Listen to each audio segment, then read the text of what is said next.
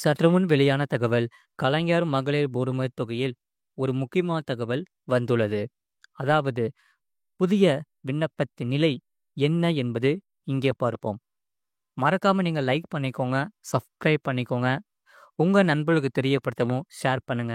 அதாவது, உங்களுடன் ஸ்டாலின் முகாம் தொடங்கி 45 நாட்களை நிறைவு செய்திருப்பதால், புதிதாக கலைஞர் மகளிர் உரிமைத் தொகை திட்டத்தில் விண்ணப்பித்த பெண்களை தங்களின் விண்ணப்பங்கள் மீதான அப்டேட்டை எதிர்நோக்கியுள்ளனர். அந்த வகையில் ஜூலை 15ஆம் தேதி முதல் தமிழ்நாடு முழுவதும் தொடங்கிய உங்களுடன் ஸ்டாலின் முகாம் ஒவ்வொரு தாலுகாவிலும் பகுதி வாரியாக தினந்தோறும் நடத்தப்பட்டு வருகிறது. இதில் ஆகஸ்ட் 14ஆம் தேதியுடன் இதன் முதல் கட்டம் நிறைவடைந்து விட்டது. ஆகையால் இப்போது இரண்டாவது கட்டமாக உங்களுடன் ஸ்டாலின் முகாம் நடந்து கொண்டிருக்கிறது. இதிலும் தகுதியான பெண்கள் ஆர்வமாக கலைஞர் மகளிர் உரிமை தொகை திட்டத்திற்கு விண்ணப்பித்து கொண்டிருக்கின்றன. அந்த வகையில் இந்த முகாமில் கொடுக்கப்படும் மனுக்கள் மீது 45 நாட்களுக்குள் நடவடிக்கை எடுக்கப்படும் என அரசு உறுதி அளித்திருப்பதால், இந்த கலைஞர் மகளிர் உரிமை தொகை திட்டத்திற்காக புதிதாக விண்ணப்பித்த அனைத்து பெண்கள் அப்டேட் எதிர்பார்க்க தொடங்கியுள்ளனர். இதனால் தங்களின் விண்ணப்ப நிலையை குறித்து ஆன்லைனிலும் இப்போது தெரிந்து கொள்ள முடியாது என்பதால், அரசின் அதிகாரப்பூர்வ அறிவிப்பை எதிர்நோக்கி இருக்கின்றன.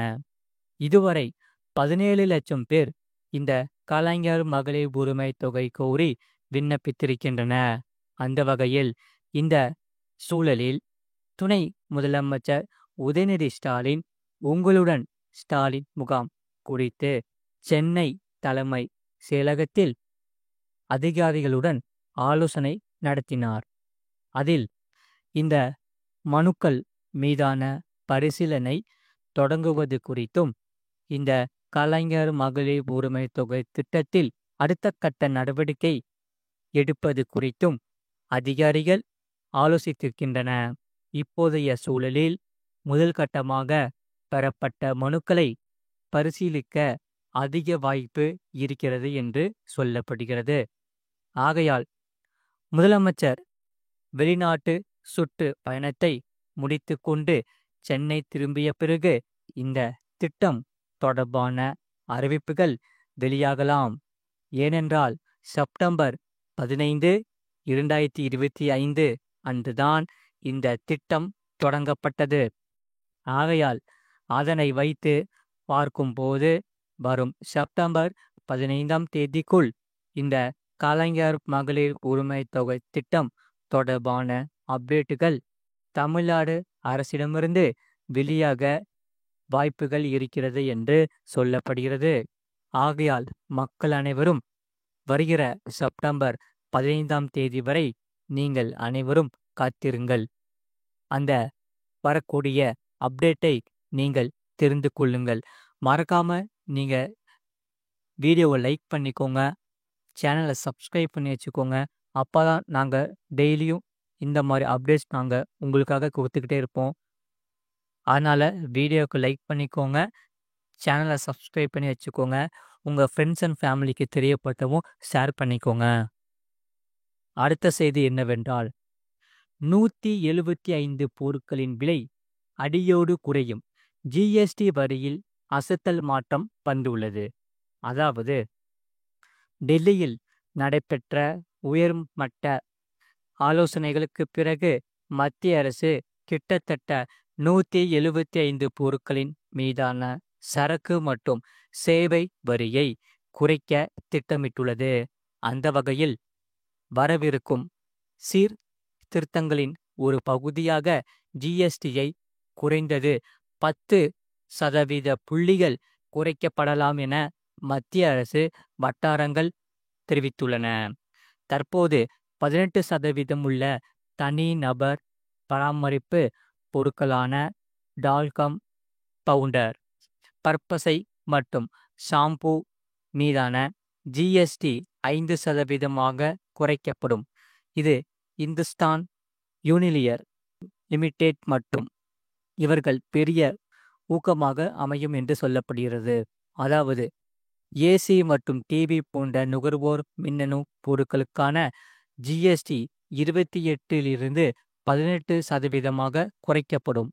இதன் மூலம் சாம்சங், எல்ஜி எலக்ட்ரானிக்ஸ் மற்றும் சோனி போன்ற நிறுவனங்கள் பயனடையும்.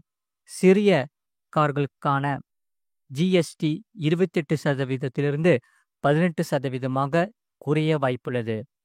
இது மாருதி சுசுகி இந்தியா லிமிடெட் மற்றும் டயோட்டா இந்தியா நிறுவனங்களுக்கு ஒரு பெரிய வெற்றியாக அமையும் என்று எதிர்பார்க்கப்படுகிறது. மத்திய நிதியமைச்சர் நிர்மலா சீதாராமன் தலைமையில் ஜிஎஸ்டி கவுன்சில் செப்டம்பர் 3 முதல் 4 தேதிகளில் கூடி இந்த ஜிஎஸ்டி குறைப்பு குறித்து முடிவெடுக்கும் என்று சொல்லப்படுகிறது. சிக்கலான ஜிஎஸ்டி அமைப்பில் இந்த மாற்றங்களை பிரதமர் மோடி ஆகஸ்ட் 15 2025 அன்றைய சுதந்திர தின உரையில் தினசரி பயன்பாட்டு பொருட்களின் மீதான வரிகளை குறைப்பதாக அறிவுறுத்ததன் எதிரொலியாகும் என்று சொல்லப்படுகிறது. ஆகையால் தமிழ்நாடு முழுவதும் பயன்படுத்தப்படும் உணவுப் பொருட்களான யூஹெச்டி பால், முன்பே பேக்கிங் செய்யப்பட்ட பன்னீர், பீட்சா, ரொட்டி, சப்பாத்தி மற்றும் ரொட்டி போன்றவற்றுக்கு இனி ஜிஎஸ்டி இல்லை. ஜிஎஸ்டி கவுன்சில் தனது 0 வரி வரம்பை இதேபோல் முன்பு 18% வரி விதிக்கப்பட்ட புரோட்டா ஆகியவையும் 0 வரி வரம்பின் கீழ் கொண்டு வரப்பட உள்ளது. வரி விகிதங்களை சீரமைக்கும் அமைச்சர்கள் குழுவின் பரிந்துரையின் பேரில் இந்த மாற்றங்கள் செய்யப்பட உள்ளது. கல்வி சார்ந்த பொருட்களும் இந்த வரி குறைப்பினால் பெரிதும் பயனடையும் என்று சொல்லப்படுகிறது. இப்போது இவை அனைத்தும் வரி விலக்கு பெற்றுள்ளது. இது மறைமுக வரி அமைப்பை சீரமைத்து வரி அடுக்கு எண்ணிக்கையை குறைத்து வகைப்பாட்டு சர்ச்சைகளை தீர்ப்பதற்கான அரசின் பரந்த முயற்சியை பிரதிபலிக்கிறது என அதிகாரிகள் தெரிவித்துள்ளனர். இதுபோன்ற செய்திகளை உடனுக்குடன் அறிந்து கொள்ள மறக்காம சேனலை சப்ஸ்கிரைப் செய்யுங்கள். மற்றவர்களுக்கு தெரியப்படுத்த ஷேர் செய்யுங்கள்.